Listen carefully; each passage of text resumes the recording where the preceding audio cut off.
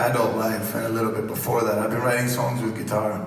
And when you write with a guitar, you kind of sit by yourself and you morph into this thing. Then you sort of crouch down and you look inwards. You spend your whole life like this. And you kind of just write about what's inside. It's very inward. And then about 3 years ago, I decided to leave London. There's a link to these two things. I decided to leave London with my family and move to the countryside, get some air and space. And we moved into a beautiful cottage. And the first thing I did when I moved in was decided I might be able to get a piano.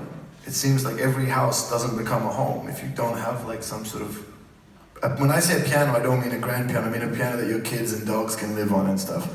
So a friend of mine called Tony took me to a place where pianos go to die, is how I like to describe it. And we got this piano for about £400, which sounds expensive, but in piano terms that means a real piece of shit. Pianos are as expensive as cars. They're crazy. Anyway, I got this thing and I took it back home and I put it in my kitchen and I was so proud of it. It's like having a drunk old uncle living in your house.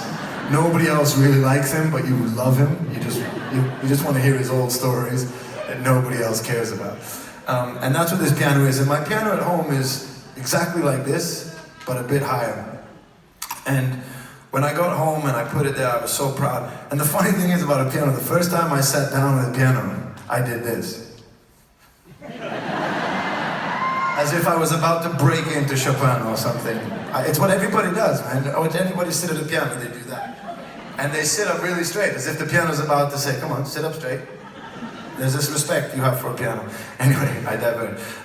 But I was staring at this piano, and my piano home's about that high. And there's this panel of wood just staring right back at me. And I was like, shit, what am I gonna do with this? And it suddenly reminded me of something. I went to Catholic school when I was a kid for about 3 years. And I remember I came from England and I moved to Switzerland. I went to this Catholic school and it was such a culture shock. Because like the first week I was there, suddenly in the middle of the day, we had to go confess. And I was like, what did I do? And they were like, it's not about what you've done, it's what you want to do. I was like, okay, fair enough, I should probably go confess. If you put it that way. So I went to this confessional booth as a sort of kid that had just come from London in a place where I didn't speak the language. There was a guy on the other side through a net, a priest, who was telling me I was talking to God. But I couldn't stop kind of laughing to myself that I was speaking to this wooden wall. And then I realized it was actually a wonderful moment. I got this chance to just talk to myself about the things I had done in life that I wasn't necessarily proud of, and things that I really didn't want to do. And there was something about that first day I sat down in front of my piano at home. This panel of wood in front of me just reminded me of a confessional booth when I was a kid. And I wrote this song.